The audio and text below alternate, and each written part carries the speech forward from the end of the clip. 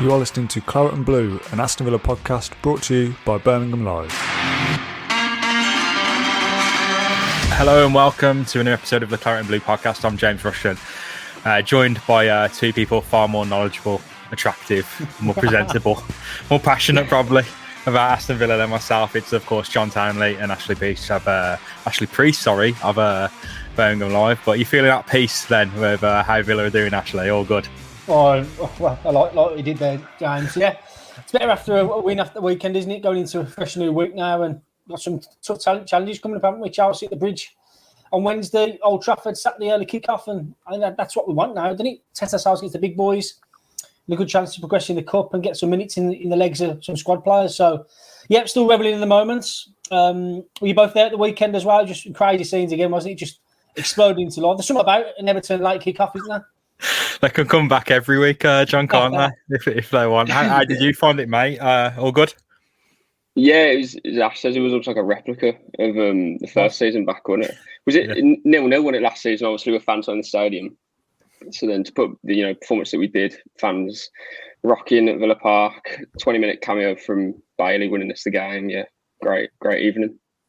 So I think we were all at the last time we played Everton at Villa Park with fans around, and that was obviously, I guess it goes down in legend now as one of the more electric nights at Villa Park. Bizarrely, I think it was a Premier League return, but what was the context for this time? It was another. We've already been at Villa Park twice. It's just Everton turning up. I think it's something about them 5:30 kickoffs as well, where I wasn't always a fan of them, but I think it gets something out of the fans. I think probably the fact that they're out a bit longer than they are before 3 p.m. But how does it compare? How did it compare? Because I think, Ash, that might have been one of your first games, right? Reporting on the Villa.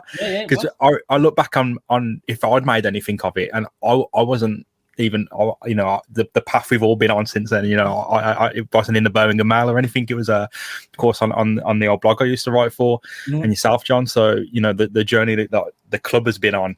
You can see in real time. The last time we faced Everton, it feels like 6-7 years. It's a long time, and I guess I'm trying to look for a deeper meaning, because the fans were well up for it. I mean, first off, they got singing pre-match. First off, may have been a bit drab, but John, what did you make of the atmosphere? Kind of the second half, or what would you rate it?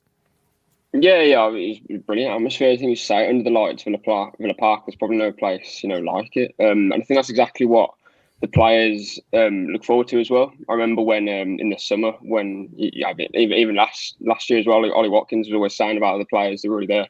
Always saying about just wait till you see Villa Park full, jam packed. And obviously we forget that those players, Martinez as well, probably haven't had an atmosphere like that at Villa Park. Obviously missing out on last season's fans as well. But no, top atmosphere, and obviously got the boys going, got us through the game, and yeah, a brilliant win. And I think it was really good performance considering what was different as well, having a full strength team and pretty much a different system as well. I don't think we've had that system at Villa Park for quite some while as well, playing with wing backs. So it was all a bit different. But then I think, especially in the second half, it all sort of got going. Bailey lifted everyone, and yeah, more of that, please. What about yourself, Ash? Because I think, obviously, that being one of the first games that you reported on, the atmosphere there, of course, we've already mentioned, it was really dynamic, electric. When Al Ghazi got through, I think my ears were like tearing. It's like you don't hear that outside like of a concert or a gig or a nightclub when you're next to the speakers. So your laptop must have been like shaking at that time. How does it kind of compare the two games? It's quite similar, really. The sun's just setting at Villa Park. I mean, it's quite a balmy afternoon. It's quite warm still, and everyone's up for it. And then just once that first goal goes in, when Cash scored at the weekend, then I think Ramsey went through, and it was all guns blazing. Then let's go at the throats, basically. And the fans fed off that. And it was like that when Wesley scored as well in the first half in 2019. Once Villa scored, then let's go for big time. We're on the backs now, and we're peppering them in the end. And that's how it was at the weekend. And Bailey come on and did his stuff as well. The goals were rattling in. There's no place like it. And that bodes well now. I think the players will feed off that. The fans will feed off that. And these Wolves next at Villa Park. And I think this home form now could really kick into gear. Still unbeaten there, of course, this season. Dating back to 2015 on a bit of a run now at Villa Park. So hopefully that continues. And I think the players will be buzzing now. Like Liam Bailey, I bet I can't wait to be back out there. So, yeah, bodes well. No place like it in the Premier League for me when it's rocking like that. And fans played their part, players played their part as well, and no better feeling, is there, James? No, it's a first match I took my girlfriend to in a few years, and she decided she wanted to come 10 minutes before we left.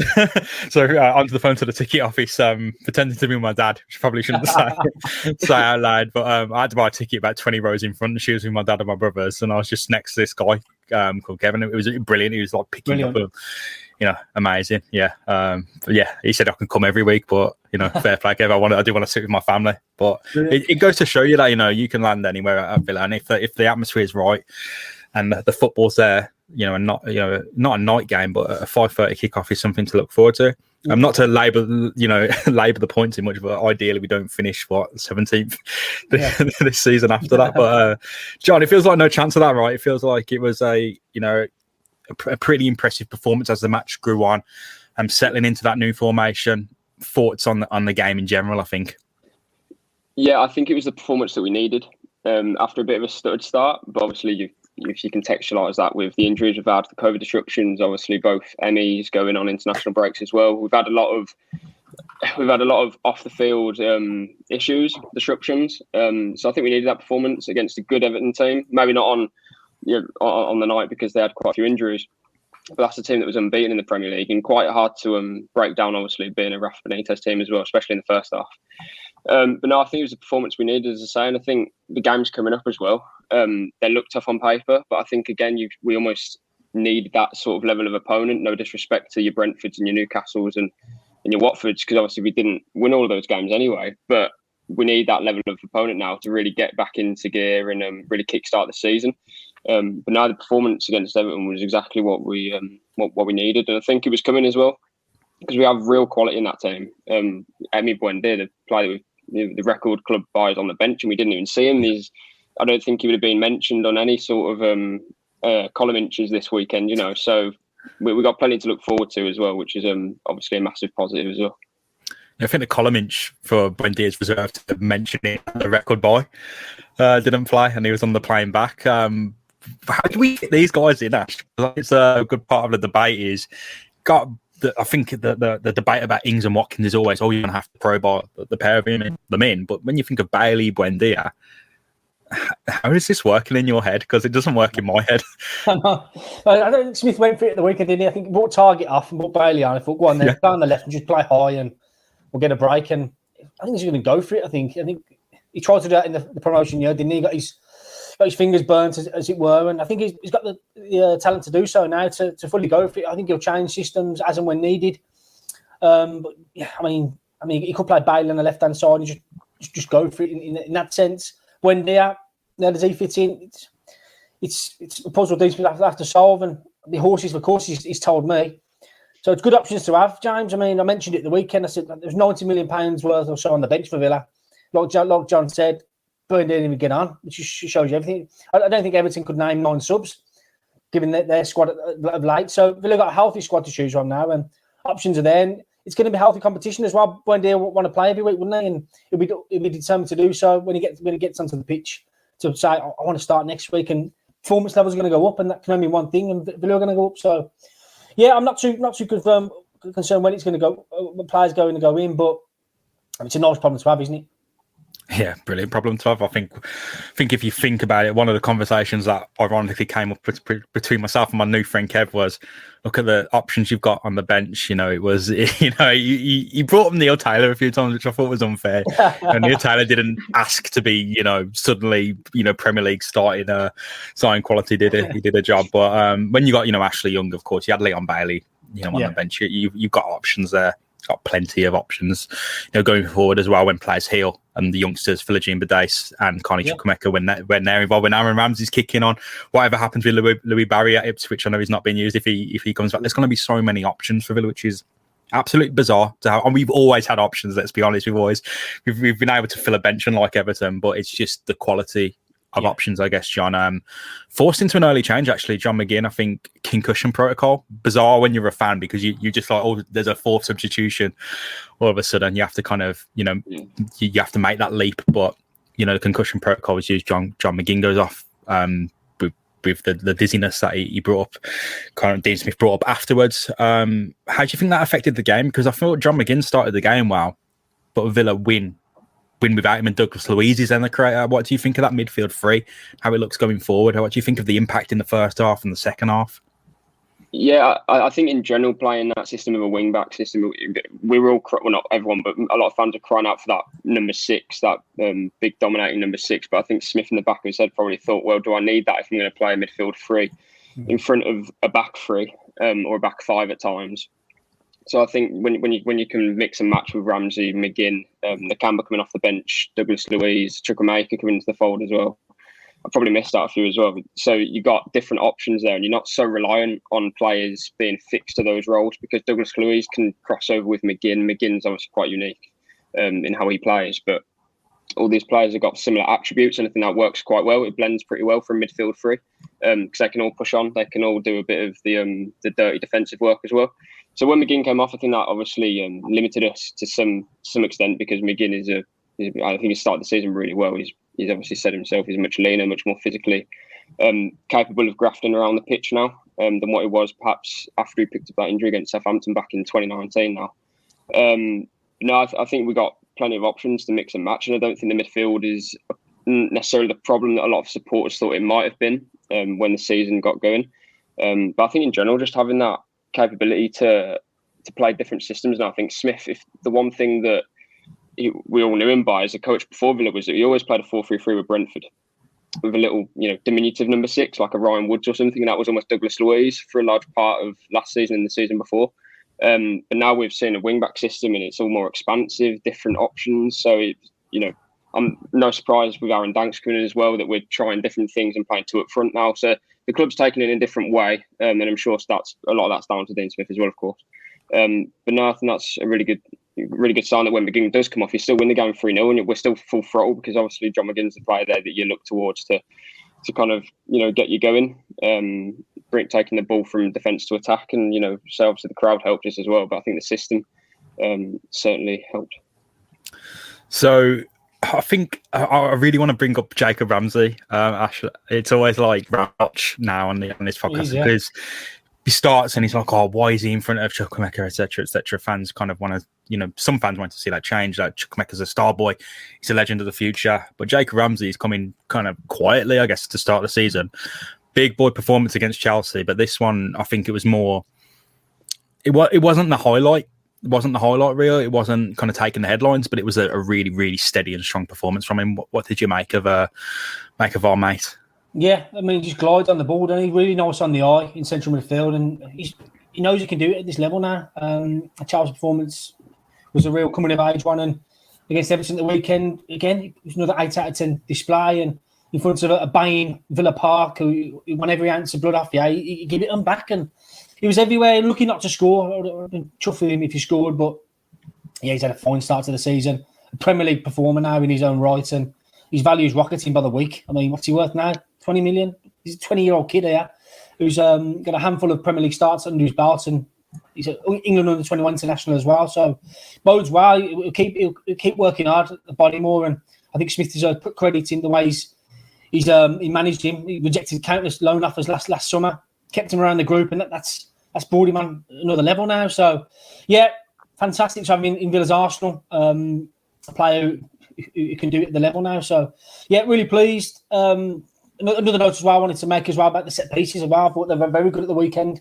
I like the one where Cash went short to target launched it in, and Villa were close again. From a throw-in as well, Cash thrown to Danny Ings booted it to Bailey, goal, and from the corner as well was very good. I thought Villa set pieces under Austin McPhee now were very dangerous, and that's another string to their bow as well. So what John said about the coaching side of things, I think it's all bodes well. Systems in place, and they've got the personnel to do it as well.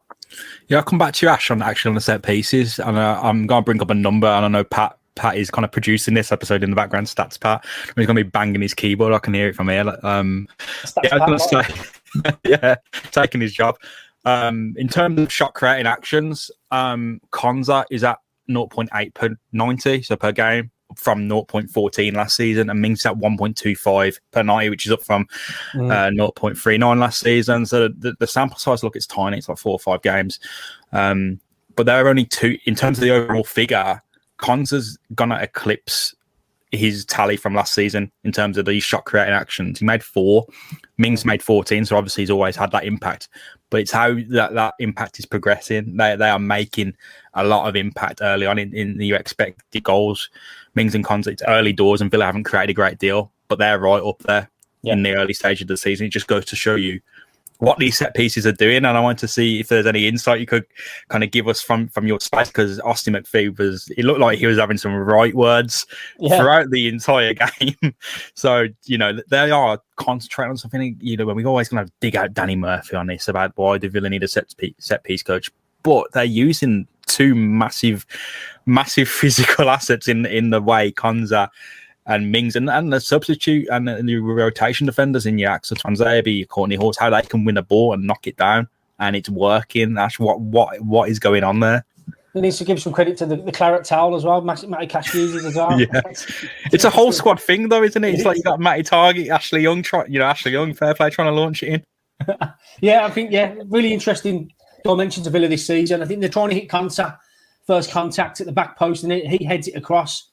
You got Fox in the box, like Danny Ings lurking around, and Mings still in there, and Watkins, and McGinn gets forward now and again. So it's flooding the box, and they're making the opposition think and panic a little bit, and it's going to bode well. They're going to score goals from it. So long may that continue. I think Austin McPhee deserves huge credit for coming in and instilling his methods so quickly. I know they have all week to practice it, but it's coming out in there in the weekend. Everyone can see it, and it's going to make Villa stronger. And I'm all for that, and long may it continue. Yeah, need more specialist coaches. We need the goal kick coach. I mean, certainly not to dig out another team, but West Ham could have had that penalty coach. Coach Sean, just tell him where to hit the ball, man. That's all you need to do. But John, like we brought it up in the last podcast, the important set pieces to Villa. It's not just that though; the open play. What do you think? In the podcast previous, when we've reviewed games, it's always been set pieces. Was there a bit more from open play this time, do you think, as well as the set pieces? In general, though, when you've got, again, let's say like a baying crowd, I think Everton are kind of bound to sort of retreat at times, and that obviously lets us play a bit more than what we would away from home, for example. But now it's on the set piece as well, as Ash says. Like, I think the rate at which we're learning Austin McPhee's methods as well, because it seems quite simple to just lay it short to target, gives it to concept back, and then Mings to things. But these things take time, and getting methods across isn't easy. We've seen this, right? If it was that easy, every club would do it, because Rory Delap showed like 10 years, you launch a ball into the box and more often than not, you'll probably score. So why don't more teams do that? So there's obviously a method to it.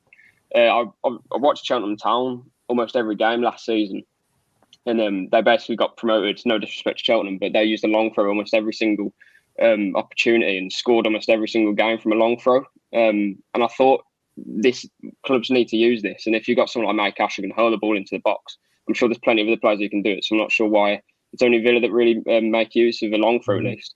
Smith said as well in the summer, you read in a David Moyes article from some sort of outlet, and he said the throw-ins were going to be the next big thing, and they almost got lost in 6-7 years of Guardiola trying to play football incredibly beautiful, and then everything happens with Jurgen Klopp's heavy metal football, but then everyone just forgot the long throw and the set pieces. It's a massively important side of the game, and if we can make full use of it, why not?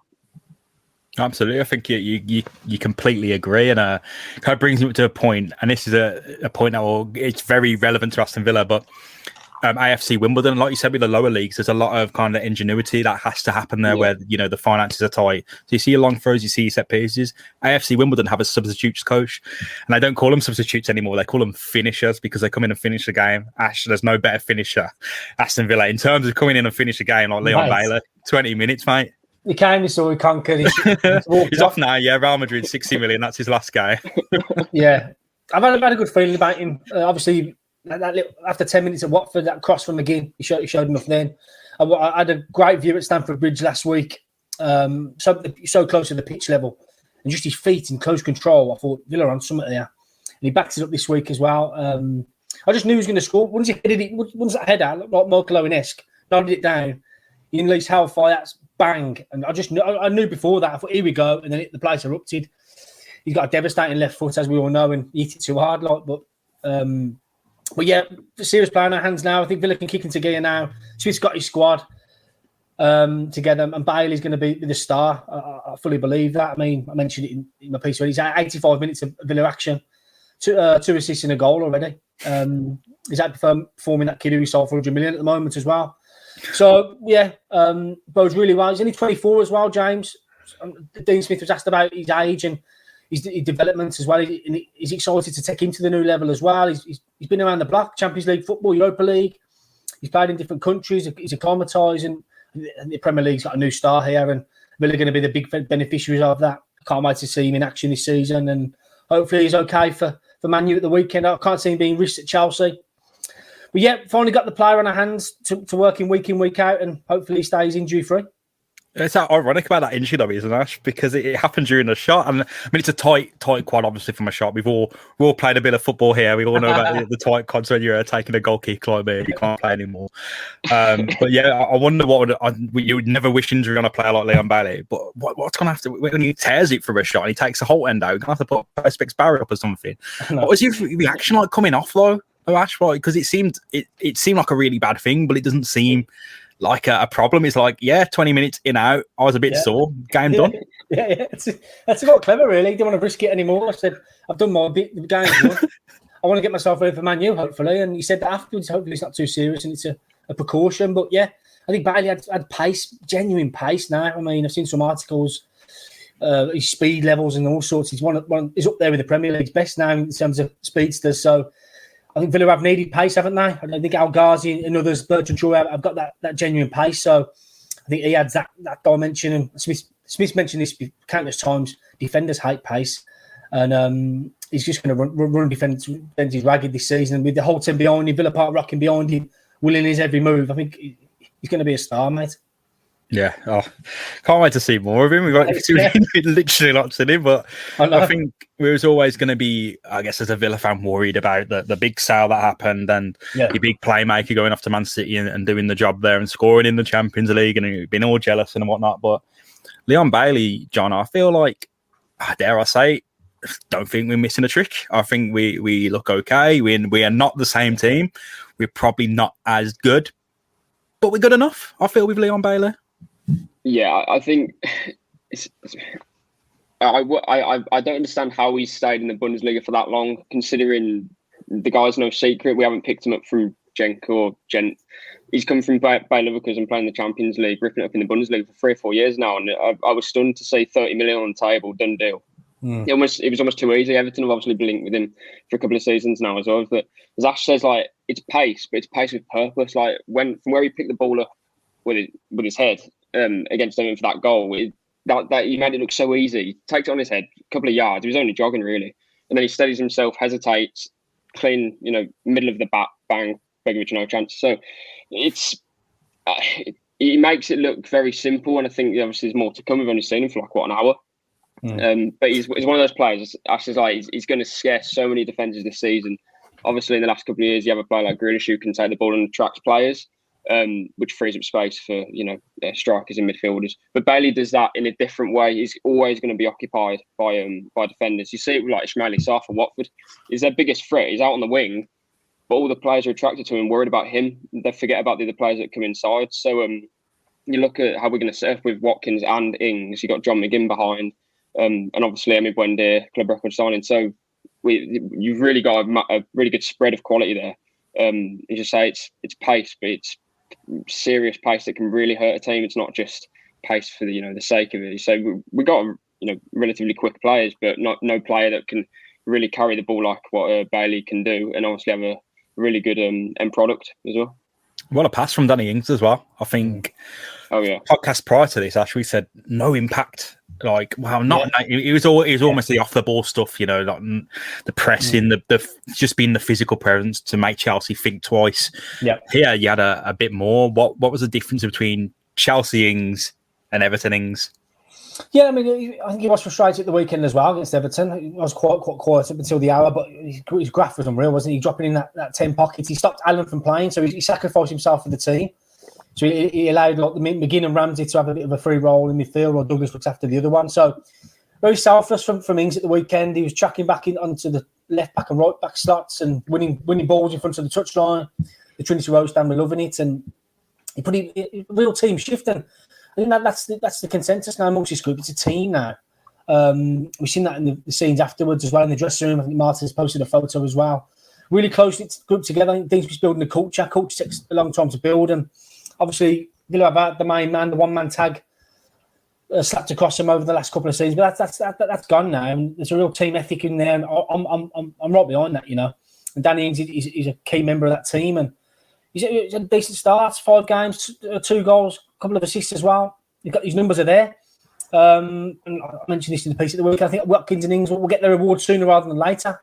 They deserve it. I mean, they had one shot between them at the weekend, but it was about the other goals, wasn't it? Cash coming in, Bailey doing his bits, and next week could be Watkins and Ings doing their bits. So they're all chipping in. I like the team ethic. I love to get behind the team, and the team are getting behind, and the fans are getting behind that team. So that's going to bode well for the season. Playing games week in, week out. They'll win together, they'll lose together, but I think they've got some faults about them, I think, and they showed that against Everton at the weekend.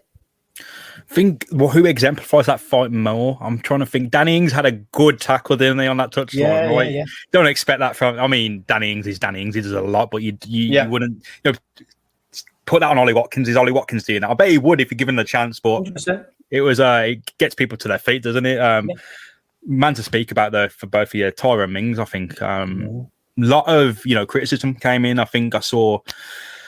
Pete, the mad Canadian Villa fan, who does the expert analysis of the Premier League, and he picked apart Tyrone Mings' mistake and highlighted loads of reasons. And you should go watch that rather than me kind of nick that analysis. But he had to, in the eyes of many, a point to prove. Did he prove it, John? Yeah, I think whenever a player makes a mistake, it's always Tyrone Mings is the one that people pick out, but he's always the one that's coming back from a mistake. But you'll never see him. Coming out after an interview on the game or going on Twitter saying, that's why, we shouldn't be, berating our players or whatever. He'll do it in silence. He'll do his talking on the pitch. It's only when a little mistake might happen. And that's when, he gets a bit of battering for it. And I don't understand why, because he's our captain and he's been brilliant for us in the last 3 or 4 years. Ever since he made his debut against Reading, you saw right there, that's a player. And coming in the Premier League, he's an England international, kept how many clean sheets for England whenever he's been playing as well. So it's lost on me. I don't understand it, and I don't think many Villa fans do, to be honest. He's a brilliant player, Tyrone Mings, and I don't think we could have a better leader of the club, a better club captain for so many reasons. But if we're focusing just on the pitch as well, he's a brilliant footballer, brilliant defender, more interceptions and blocks combined than any other player, I think, in Europe's top 5 leagues since the start of last season. Like, that's mental. That's a lot of players, and for a centre back as well to do that. He's not just a grafting midfielder. He's a brilliant player, and brilliant that he's with Villa and he's our captain. Heroic performance from the captain, then, Ash. I guess to kind of sell it in the headline way, it's from a 0 to hero. I guess, even though there's still debate about what happened at Chelsea. Yeah, fantastic against Everton. Literally, yeah. I mean, Mings plays his best football when he no nonsense, gets rid of it. I mean, steams into players, doesn't have to think too much, and just get it away. Wins headers, blocks, interceptions, like you say, and I mean, he let one ball bounce at the weekend, and a couple in the press box went, oh, there he is again. I thought that's one time, and he gets highlighted too often for me. But like I say, when Mings just gets rid of it, no nonsense. We'll play it higher up the pitch. That's where he does his better work, and he was riding out the back line at the weekend as well. He tried the crossfield pass to Ings, it did almost come off, and I've got no problems with Mings either. I mean, I rate him really highly. He gets a lot of flack unnecessary from me as well.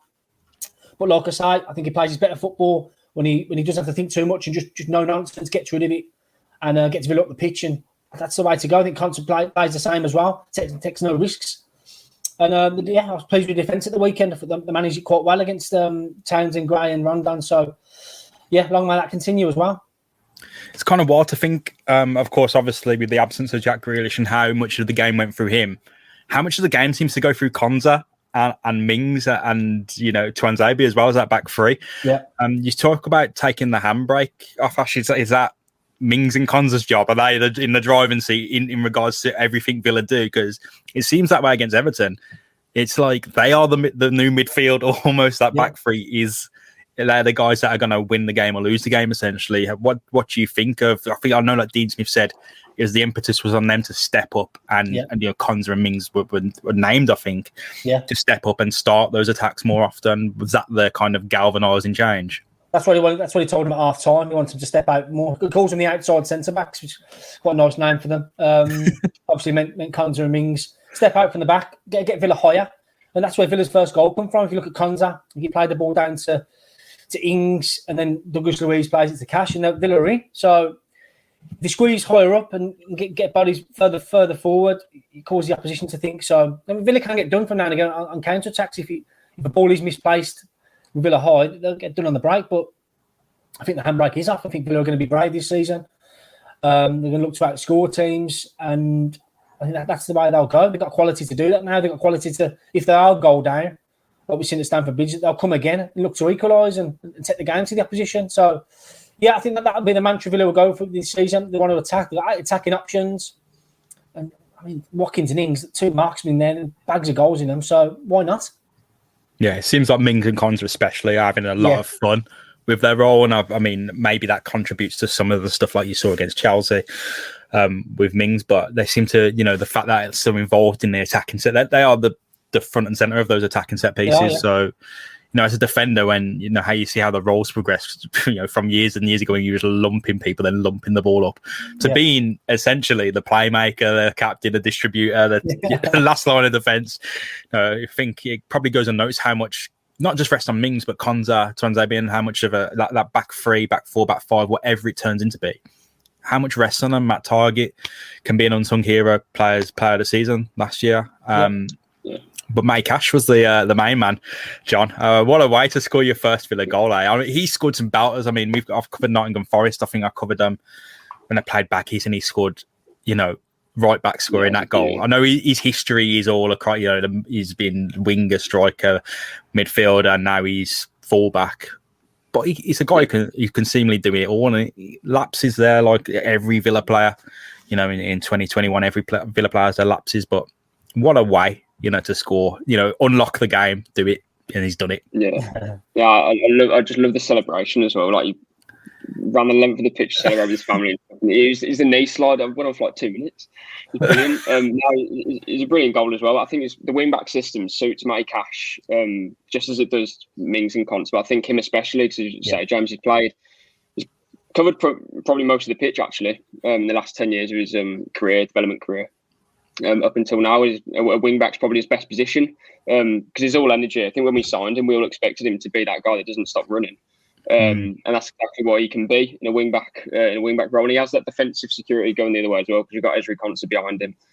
He's played right back for Charlton for a couple of years, and then you've got Mings as well, who played left back for Bournemouth. So you've almost, as Smith said, outside centre back, so you can play full back. So it works really well. Obviously, so like Sheffield United with their overlapping centre backs, that sort of thing. I'm not saying we're going to be doing that, but it's a really good blend there, and so especially for Matty Cash, because he can get forward. I think a couple of his deliveries weren't particularly up to scratch, but I think that's something that you can work on. And if you keep getting in the right positions as he did, we'll get the rewards for that. And he's a brilliant finish as well with his left foot, his weaker foot. That's not something that I've seen before on his weak side. I don't think he's played on the left side before Matty Cash or even at Nottingham Forest. So, brilliant goal and brilliant movement as well. I think the pass from Douglas Luiz was superb.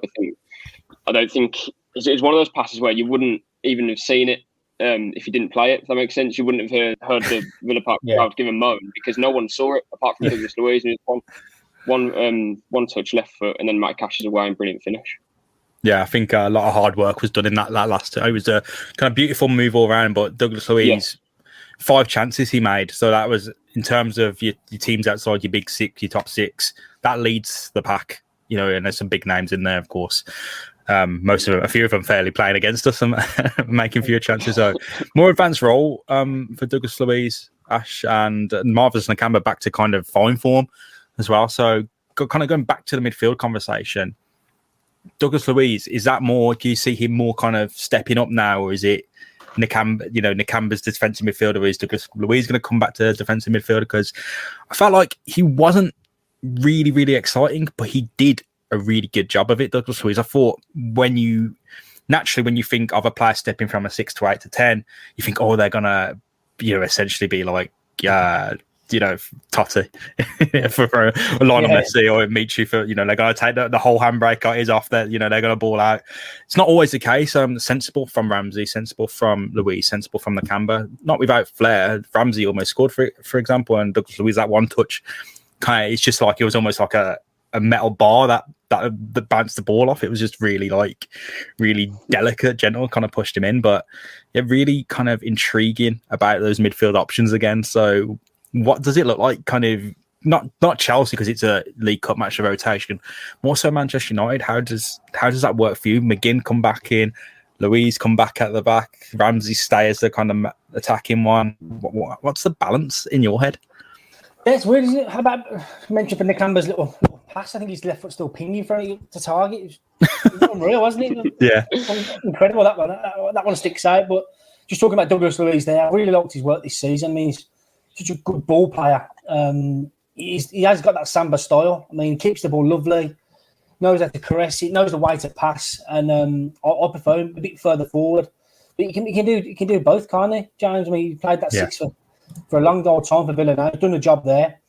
Nakamba is probably more apt at doing that, but I think Douglas Luiz is better on the ball. But I think Nakamba had a faultless showing when he come on from the beginning at the weekend. And it'd be interesting to see how Villa line up now with a Man U side at the weekend. I played with Fred and McTominay in there, with Fernandes ahead of them, and they got Pogba and stuff to deal with. So yeah, it all depends on if McGinn's fit. I expect he would be, given the concussion injury, but we'll soon see. But there's options there. I think in the week against Chelsea, on Wednesday, I think Nakamba will probably play, get some minutes in the tank against Chelsea, start to the lineup, and we'll go from there. But options are plenty, James, and nice dynamic to have. I think Douglas Luiz can play a variety of roles.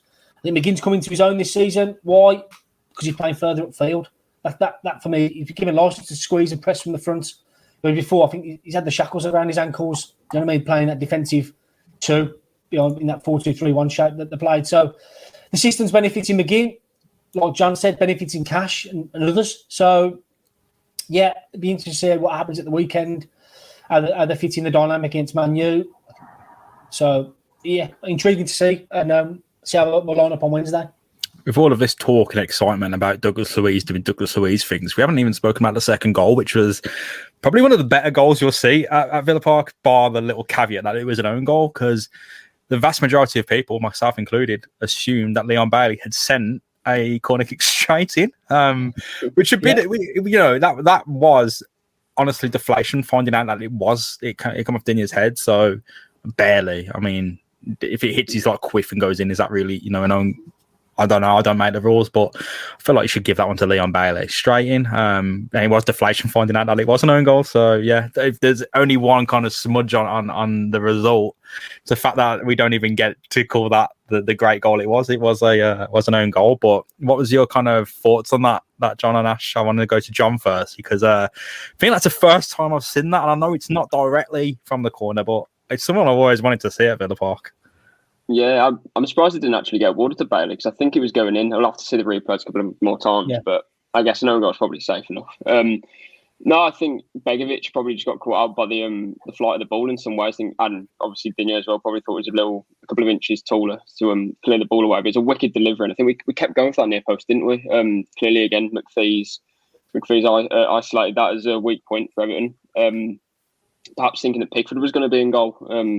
Perhaps because obviously no one knew that Begovic was going to be in the sticks. So no, I think it's again we deserve that reward because we kept trying it. We've clearly again identified it before the game, so we deserve that reward. And again, Bailey's delivery as well, really good. It wasn't just that free kick as well. I think throughout when I was only 20 minutes, and obviously against Watford as well, the assist for McGinn. Really technical player, and just staggers you kind of again. 30 million and is at Villa Park. It's he's going to be a top player, and if he can get his fitness up and start putting some 90 minutes together consecutively, I think we'll have a real player there, and we're shooting up the league. In no time, dead balls. He scored three free kicks as well by Leverkusen in 2 years, I think it is. 2 against Bayern Munich as well. So you're obviously losing out on Ward-Prowse, who's probably one of the best in Europe, to be fair. But then you've got an exponent there of a dead ball in Bailey, off the ball, brilliant, and on the ball as well. So Yeah, it's exciting times. Any questions asked in the press box about that goal, Ash? Bit of chaos straight in. Who did it come off? What was going on there for you? Oh yeah, we have to watch the replay. We have to watch the replay in front of us, and it nicked off Dean's head. But I seen it last week at Stamford Bridge. This is a purposeful attack by Villa. John McGinn was on for a corner kick duty that way.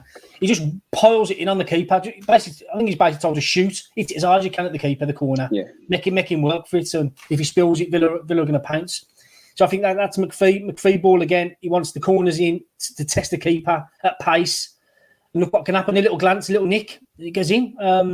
So hard to defend against. And I think Douglas Sweet tried that a few times. And Mings went close, didn't he? Begovic palming that away. So that is a tactic Villa are looking to do with corners now, just to get it on the money, make the keeper work. And if you get to nick, it's going to go in, isn't it? As we've seen at the weekend. So we'll see that again this week and next. Through this whole conversation, it seems like Villa just, you mentioned Danny Ings. You got to think about Ollie Watkins, Danny Ings. Oh man, Tyrone Mings, there's 3 cons, and then John McGinn's just belting the corners directly at you. It just makes everyone's life a misery if for the opposition. But Martinez on the other side of things, probably really comfortable. Had to be a comfortable clean sheet for me. Was it on the red eye flight, 2 a.m. in the morning, whatever, back to BHX, whatever he's had to do to get around this mad situation. What's the knowledge on that, Ash? How was the diary looking for Martinez on that day? Oh yeah, Francis. I've got to ask you about the diary because he didn't do anything really on the pitch, did he? No, I asked Smith at Chelsea when are the 2 back, and he said he didn't know. But he just kept that hiding from me in the end. But yeah, 2 a.m, Martinez spilled the beans in the end, and 15 hours before kickoff. So yeah, he did well. I thought everyone knew Martin would come straight back in and would be on the bench. So yeah, he didn't have too much to do apart from watching Gray's effort just whistle wide, and then Villa went on the front foot. So yeah, I mean, he's back now, thank God. And but in a couple of weeks now, there's another international break, so we'll see what happens there, I guess. And yeah, I think Argentina has still got another 10 World Cup qualifiers to do, so it's just deflating, isn't it? Are they going to miss him again now? Or... So yeah, I think Dave was asked about that at the weekend as well. He says nothing we can do. We'll see what the situation is with the government and whatnot. So hopefully that doesn't happen again. It was a bit farcical, wasn't it? But it's done now, and they're both back, and they're both training well ahead of the 2 games coming up. Yeah, English people getting mad at Argentina. It's a story as old as time, isn't it? With Martinez, I say he didn't do anything on the pitch. That's not that's not a negative against him. It's that he had 1 shot on target against him. I think it was Andros Townsend. Just he's already had his worldie quota for the month, hasn't he? So yeah, exactly. Just curled it straight into his palms. But John, the defense looks so better with him, and that Jed Steer coming wasn't exactly he came in from the cold, and he hasn't played a great deal of football. You can see the difference with Martinez, the distribution, the quality, the lack of threat from the opposition. He seems to nullify it a lot, and people thought would he kind of hit the heights of last season? Early doors, yeah. It's another clean sheet for Villa. He's an international player now. He's a Copa America winner. So he's got a lot of under his belt since, he's relatively short time at Villa, but, he came in, you can see the quality. Did he help that back three at all in your eyes? Yeah, he breeds confidence, doesn't he? He's a player that is probably one of the most, I think Ash said it pre-season, probably the most important Villa player we have in terms of, on the pitch. He could be a captain as well as Mings, but he's got that influence that you can't buy. He's irreplaceable. We know Jed Steer's a good goalkeeper in his own right, but you even look at that Tyrone Mings mistake against Chelsea and you just think, well, is Emi Martinez a couple of yards higher? When he's missed, it's a big miss, and I think that's the measurement for me. When he's in goal, doesn't have anything to do, you can't say anything about it. But when he's not there, that's when you can make your evaluation about Martinez, and we've obviously seen that against Chelsea. And will we see it again a couple of more times this season, as you say, with Argentina having more World Cup qualifiers? Hopefully not. But no, he's a top goalkeeper, and you dare I say it, I'd worry, to be honest, with every other transfer window that comes around now. In the summer windows, because he's one of the best keepers in Europe. It's as simple as that. He's one of the best in the Premier League. So we're very lucky to have him, and it's a good thing that he loves the club, and and that we're probably helping him out as well with the Argentina stuff. Letting him go, because it's a bit of a favour, isn't it? Something for him to say. Villa trust me and they'll let me do my thing, and I'll repay him on the pitch and try and realise the club's ambitions, reflecting of his own, because he wants to get to the top as well, Martinez, and as does Emi Buendia as well when he joined us. So the club's clearly got a project with it, and hopefully he'll stick around for that. But no, at the moment, he's a top goalkeeper, and he could claim more than 15 clean sheets this season if he. If we put a mind to it. Obviously a bit of a slower start this season where it was last season in terms of clean sheets. But now, I think we'll be in and around that number again. Yeah, trying to, at risk of clawing more talking points out of a great win, but I think it's time to briefly jump on the next two matches. Chelsea. So this podcast comes out today on a Monday, 20th of September. We play Chelsea in the Carabao Cup tomorrow, which is a difficult game to assess because there should be some rotation, Ash. But to sum it up, what do you see kind of Villa looking like? I think in terms of your first teamers, I think Buendia is probably back in your eyes, right, Ash? I'd say so. Yeah, I think he needs some minutes. I think Buendia starts for me. It's a cup Villa love. I'm always up for the cup. It's a cup Villa can win. We got close to it in 2020, obviously losing to Man City. We enjoy this cup. We won it 5 times. Got a good history in it. I like it personally. It's a great chance to win some silverware, and hopefully they can do that this season. The only bad side of it, got a bad draw really. Stamford Bridge. I see some of the players Chelsea didn't even bring on against Tottenham. The likes of Ziyech, Hudson-Odoi, Chilwell didn't even get on. And we've got Timo Werner probably will play, and so Chelsea will be strong. It all depends on how strong Villa want to be, knowing they've got an early kick-off on Saturday against Man U. So for me, it's a good chance for some of the squad players to come in. I think Morgan Sanson, he didn't even make the squad last week against Everton. He was on the pitch afterwards, though, doing some running work with Jack Sharkey. So I think he needs some minutes. £40 million player there. I think he needs some minutes. Like Nakamba plays. And yeah, I think Tuanzebe plays. Obviously, he can't play the weekend, so he's a nailed-on starter as well. It's whether Smith drops the likes of Mings, Konsa, and others. Interesting dynamic. The fans are split down the middle regarding squad selection-wise. I don't know what you guys are thinking, but a bit of a mix of both. I mean, would Archer start for you up front, or would you keep Watkins up there probably? And I could probably see a change of shape as well. I can't see Villa playing the 3 centre backs for this one. In a mix and match, try and get your Touré's, El Ghazi, and Buendia's in behind the front man, and I'll probably play Nakamba and Sanson in midfield, and probably go to a back 4. But I don't know. It all depends on why Smith sees his competition, and obviously with the big game this weekend against Man U, with it being the early kick-off as well, I think changes will be a plenty. But Villa got a good squad now, haven't they? It's down to them players to prove themselves. Yeah, I think, John, what do you think about Cameron Archer starting? Because he's had a bit of a funny hand played since scoring an unexpected hat-trick. I mean, Cameron Archer, in terms of the youth products at Villa, probably the one that nobody was really keeping an eye on. Brad Young shot into ascendancy from, outside, Louis Barry. You've always had the high-profile names. Cameron Archer's someone who's really kicked on all of a sudden, though. Yeah. Probably not to, probably to some people who are keeping a close eye on Solihull Moors, probably 1% of our current audience who are watching every game. You can kind of clue us up in it, but he's come on a long way, and it's a tough gig for him. You've bought Caleb Chukwuemeka in. Carney's probably who can play up front. Wesley, Keenan Davis, Danny Ings, Ollie Watkins, of course, ahead of him as well as Brad Young, Louis Barry. So all of a sudden, it's like everything's come up Cameron. He scores a hat trick. He's about to be brought on in a Premier League game. There's an injury. He can't be brought on in a Premier League game. Then we get Chelsea, and it's like, this is a good chance to win. Do we want to play Cameron Archer up front? There's been no chances for him since he deserved a chance. Yeah. John, is what I'm trying to say. Do you think he comes in? Do you think it's a back 3 and you play 2 up front? Archer's one of those 2, and you play Ings or Watkins, or is it a single player? Is it Archer just up front or Watkins, like Asher suggested?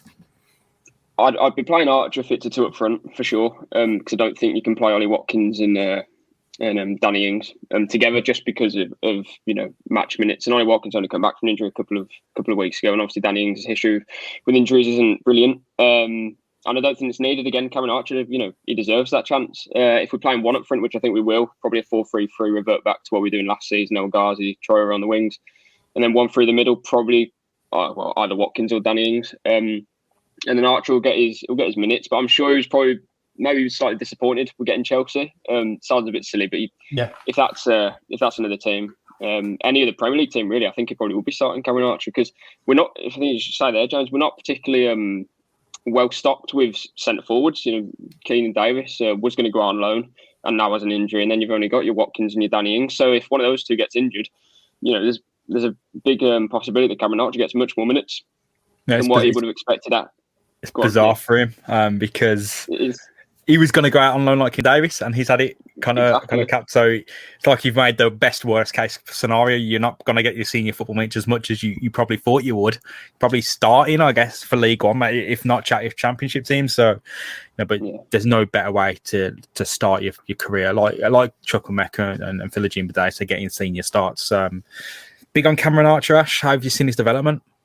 Yeah, I mean, he didn't really rip it up at Solihull Moors too much last season. I think it was a big learning loan for him, being amongst a group and a dressing room full of blokes, as it were. So, and yeah, I mean, I was there for his debut against Crewe in the Cup. What we're going on now, 2 years ago now. Yeah. And a lot was thought of him then.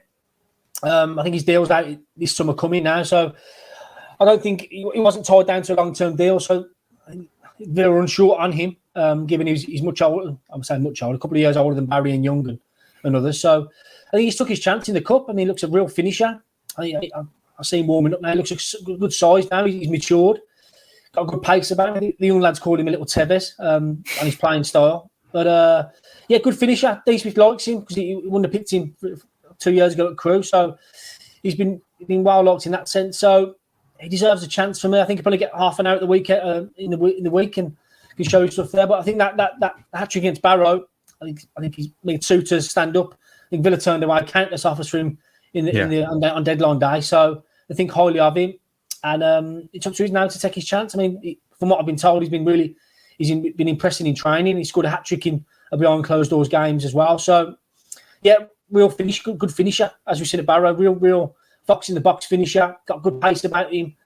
I think, like John says, I think he does play. I'll probably play in a 2 as opposed to a 1. And if he plays, he could come on the wing as well. So he's very versatile in that sense. So, yeah, balls in his court to kick on. He's in a good place to do so. And D. Smith will give him the chance to develop. And, yeah, I think we'll see that. I think his situation will be addressed in January. Does he get the match ball for scoring in the behind the closed doors friendly? Yeah, he's already got a match ball anyway, Barrow. So he's got a good one, hasn't he? Like an actual decent one, not the fob you off one. Yeah, not a miser. So the final point then, Manchester United. We're going to have a full preview, I guess, later in the week. We've got a whole football match to play before we face Man United. Just a quick question. Back three, is it still happening? We've enjoyed it so far. I think it's been all right for us, but of course, Axel Tuanzebe cannot play against Manchester United unless Villa have hooked up some deal with them, but I assume that would have not been a good thing for Manchester United to have done, give a competitor an advantage. So as far as we can see, Ash, it's going to be back three, not back three all the way because Tuanzebe's dropping out, or is it back three all the way, Horse coming in? Which pocket does Ronaldo want to be in concert? Yeah, looking forward to seeing on Cristiano at the weekend. Good test for Villa. I think they'll be relishing it at Old Trafford, Conte, Mings against their star-studded lineup. So 3 at the back, does Courtney Horse come in? That's the big question people will ask. So I think we might get to see Courtney Horse in action on Wednesday. If he does okay there, I think he'll come in at the weekend. I think Smith doesn't want to rock the boat too much. I think he was asked about that prior to kick-off against Everton. He said, we've got good looking athletic. We're creating good chances. What have we got to change it for? So he snapped back at the Sky reporter in that sense. So, yeah, interesting. Man U will probably line up, as they always do, 4-2-3-1. I think Villa will look to dominate the engine room and hopefully get the first win since Gabby scored in 2009. Got a hopeless record there, and that needs to change. One of the only Villa games I chose not to watch. I can't watch us against Man United anymore, Dad. No, yeah, idiot. It's never beat them, do they? And yeah. Hopefully Bruno Fernandes penalty. We don't want one of them. But yeah, we'll see. It's against West Ham. Ronaldo wasn't at his best. Probably the poorest game you'll have, scoring a goal and having all the applause, doing step overs in midfield and like kicking it back to Varane. It's the Ronaldo show, dare I say. You looking forward to that kind of matchup, John? Tough one for Villa. Yeah, I think it will be very tough. United are a really good team, and so we've got a shocking record against them, and obviously Ronaldo's playing. Any sort of result would be a brilliant result. I think Courtney House just comes in, play 5 at the back. I think West Ham played really well against them. Obviously they play with wing backs as well, but they kind of hard to compare us and them because the players are so different. They've got two big midfielders. Got Declan Rice, yeah. And very dominant centre halves as well. So it'll be a different game, them playing West Ham to them playing us. But I think a wing-back system will probably give us the best chance of getting anything, to be honest. Because I think if you go one down against Man United playing without wing-backs, then you've got a bit of a problem because then you've got Sancho, Rashford. Rashford's not fit, actually, is he? But you've got so much pace on the break from Man United because that's how Man United have always played. So can we just try and shut up shop and then try and take them on the break because we've got so many grafters in the team? And obviously going forward to Ollie Watkins, Danny Ings won't give their defenders a moment's rest. So, no, I think it'll be a good game. But, it'll be a very tough one, I think. Yeah, I think we'll save the predictions for your the preview later in the week, Ash. But, yeah, hope you're looking forward to it. Hopefully we can get one over him at Old Trafford. It'll be one for the ages, mate. I think, we don't beat Manchester United, obviously, for very good reasons, that we've usually been a poor team and they've usually been a good team. It's like, you got your Man City and your Man United. It's almost like the Galacticos. You're knocking around two peak Real Madrids are knocking around in the Premier League, which is bizarre, but you have to play the opposition you're up against. Before we get we'll get a little prediction. We won't get the full prediction, but win, lose, draw. John? I'll give us a draw. Ash? Going with the momentum. If Bailey's fit, we're going to win it, man. You're going to change your mind on your Friday, won't you? Yeah, we go battered by Chelsea. Oh, yeah, I don't see us getting the point here. I'll go for win. I want us to beat, mate. I really want us to beat Man United. Follow them corner kicks it to higher. You won't know what's hitting. He's had his fun saving the penalty. Mark knows what coming on. He's had the little, circus. Now it's time for the real deal, mate. Yeah. John McGinn's corners. Well, that's it for today. Thank you very much for joining me, and John and Ash. You know where to follow us at this point. If you don't know, it's in the description. Of course, John's got his at John Townley 11. Mine's at Jamin Rushton. Ashley Priest is, of course, at Priest Observer. As always, you can find us at Claret Blue Pod. And we'll be back with a podcast after Chelsea. We'll have a little bit before Chelsea, and of course, we'll have a Manchester United preview as well. So keep tuned, and we'll see you later. And up the Villa. Thank you for listening to Claret and Blue, an Aston Villa podcast. If you enjoyed today's episode, then please do let us know. We love hearing your feedback. We'll be back soon with another episode, but until then, up the Villa.